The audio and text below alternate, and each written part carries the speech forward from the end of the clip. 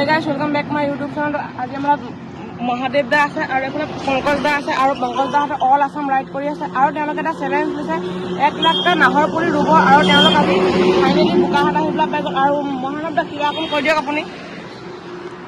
আপোনালোকৰ এই চাইকেল যাত্ৰাটোৰ বাবে হয় আমি আমাৰ আজি ডে 53 হ'ল মানে অল আছাম চাইকেল ৰাইড কৰি থকা